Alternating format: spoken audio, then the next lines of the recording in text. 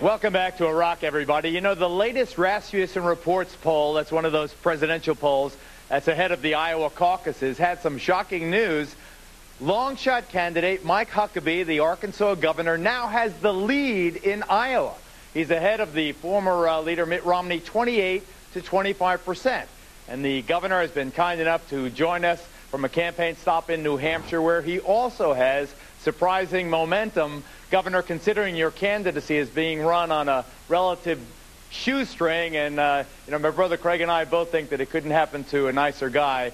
Thank you for being with me. What do you figure is going on in this presidential race? Why the swing toward you?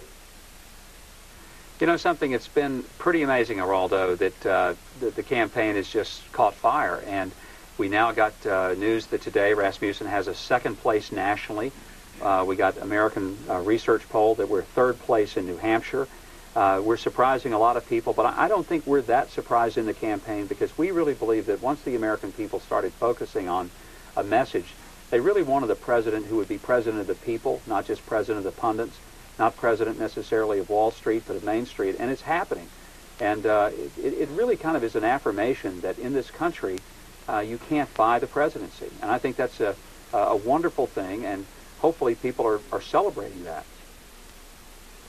You know, we always dug you because even though I didn't agree with some of your politics, some I do, some I don't, you always had the same politics. You know, you haven't been, this today and that tomorrow. But here's the question I have for you. I'm surrounded by young GIs who've been serving our country here in Iraq. I want to know your feeling about the surge. I want to know your feeling, and what would your policy be vis-a-vis these GIs and this war-torn country, Governor?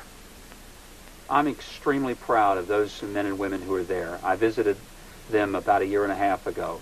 I've never seen a military better trained, better equipped, better prepared, more committed to their mission. And although the surge is working, the reason you don't hear a whole lot of people complaining about the war is because those who wanted us to lose realized that something happened. We started winning it. And we're winning it because of the dedication of those guys that you're standing there with. And the reality is there's two things we've got to do. One is to win, and one is to win with honor. If we don't do that, two things happen.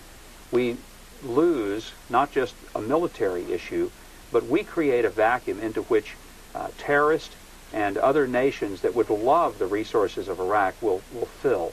The second thing, we will demoralize that great military that you're standing with, and it'll take more than a generation for them to get that morale back. We can't afford either of those consequences, and that's why I'm very proud of General Petraeus, exceptionally proud of those men and women who are over there fighting, and we've got to make sure they've got everything they need to get the mission done.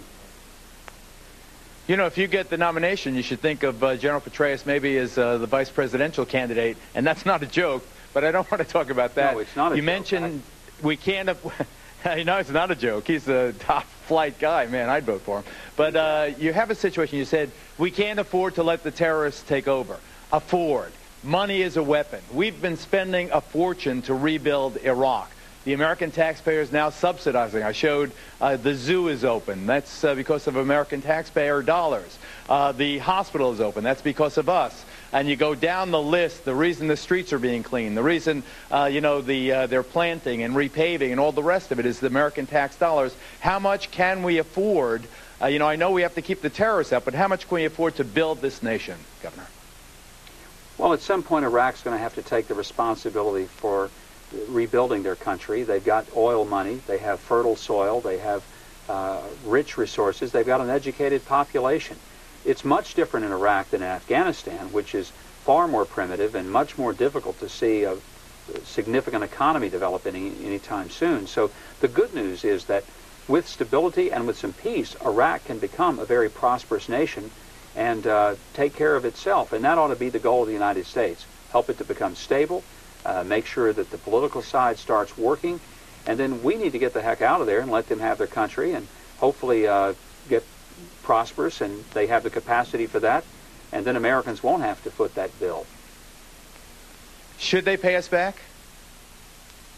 I think at some point, if they continue to have, let's say, oil revenues, the likes of which they have the potential of, but by the same token, what we have to do as Americans is get off oil altogether.